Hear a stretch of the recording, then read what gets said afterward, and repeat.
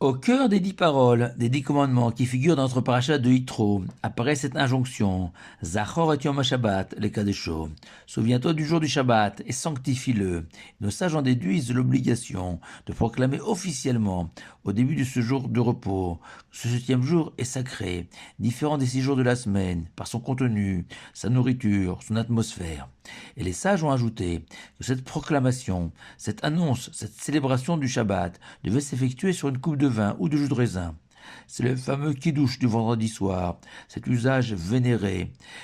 par tous les juifs de la terre, se définissant comme traditionnalistes. Mais le Rambam, le grand Maïmonide, rajoute que de la même manière que c'est une mitzvah, selon la Torah, d'accueillir solennellement le Shabbat à son entrée, c'est aussi une mitzvah de proclamer la fin du Shabbat, réciter la Havdalah, littéralement la séparation, pour marquer officiellement la sortie du jour sacré.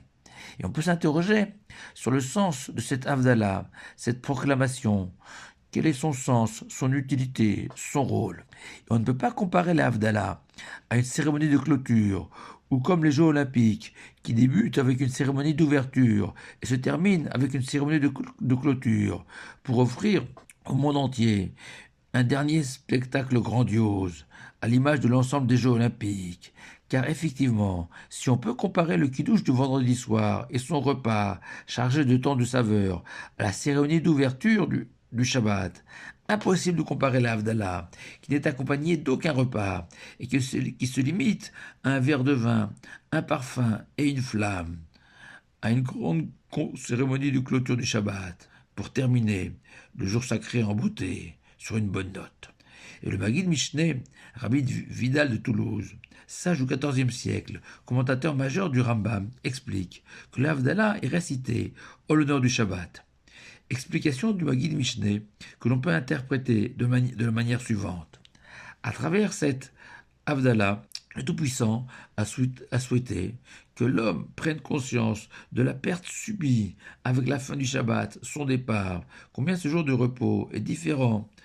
des jours de la semaine, sans aucune comparaison possible, comme le jour se distingue de la nuit, le sacré du profane, Israël des nations. Et cette prise de conscience, à la fin du Shabbat, doit susciter chez les Juifs une forme de regret, de nostalgie, d'envie de très vite revivre à nouveau un Shabbat. Comme lorsque dans une maison, la nuit, la lumière s'est éteinte à cause d'une panne d'électricité et a plongé la maison dans l'obscurité. Les résidents de cette maison n'auront qu'un seul objectif, rétablir au plus vite le courant et, et rallumer la lumière. Cet Havdalah qui est en fait une sensibilisation à la grandeur du Shabbat, cette grandeur que parfois l'amoncellement d'interdits divers et variés, propres à ce jour, peut nous masquer, nous cacher. Et qu'à sa manière, la Havdalah est aussi une forme de kidouche rétroactif. Et que dans cet esprit, nos sages ont institué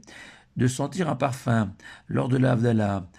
comme ces fameux sels que l'on faisait respirer jadis à une personne évanouie, comme si avec la fin du Shabbat et le départ de la Neshama Yetera, ce supplément d'âme qui a accompagné chaque juif durant tout le jour sacré, il était nécessaire de ranimer tous les amoureux du Shabbat après son départ, comme un fiancé voyant s'éloigner définitivement sa bien-aimée. Et cette idée majeure que l'Havdalah est en fait une prise de conscience, une reconnaissance, se retrouve dans le fait que nos sages ont institué de réciter dans la Shemona Esrei, la Hamida, la prière du samedi soir, le texte de l'Havdalah une première fois, avant celle récitée sur un verre de vin.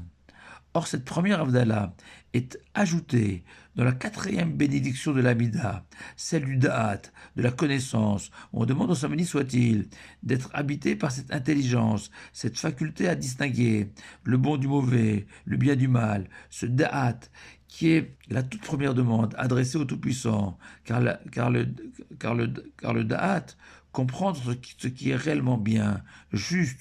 souhaité par l'Éternel, est la condition première de toute vie spirituelle réussie. Et c'est pour cette raison que samedi soir, le texte de la Havdalah y est intercalé, car réciter la Havdalah, c'est reconnaître l'infinie grandeur du Shabbat. un peu plus technique, mais tout à fait dans l'esprit de cet éclairage porté sur l'Havdalah. En effet, à l'issue d'un jour de fête, les 3 fêtes de pèlerinage, Rosh Hashanah et Kippour, nous récitons aussi l'Havdalah pour indiquer combien le jour de Yom Tov était grand, plus compliqué. Mais lorsque Yom Tov, le jour de fête, tombe un dimanche, c'est-à-dire on enchaîne une fête après le Shabbat, nous récitons aussi une Havdalah, car même si nous prolongeons le plaisir avec un Yom Tov, sa qualité, sa dimension spirituelle est inférieure à celle du Shabbat, et il convient donc de marquer la différence entre Shabbat et Yom Tov, et prendre conscience, comme tous les samedis soirs, de la grandeur du Shabbat et de son départ. Et ainsi, un samedi soir, qui coïncide avec un jour de fête, nous réciterons le Kiddush pour accueillir le Yom Tov, mais sur le même verre de vin, nous rajouterons l'Havdalah pour reconnaître la supériorité du Shabbat. Par contre, lorsque le Yom Tov tombe un vendredi et on enchaîne sur Shabbat, nous ne rajoutons pas de Havdalah dans le Kiddush du vendredi soir,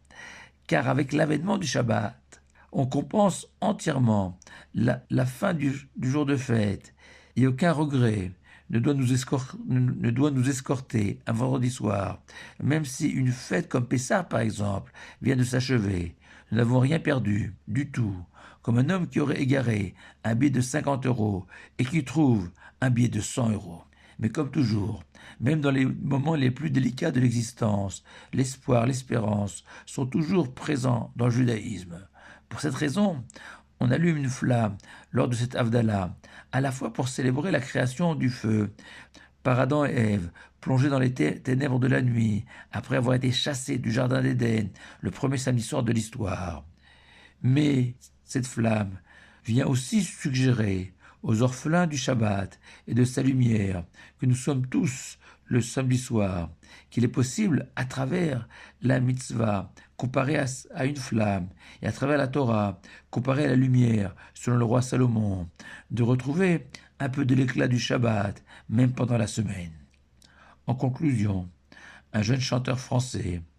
victime d'une déception sentimentale à Capri, cette île mythique au large du sud de l'Italie,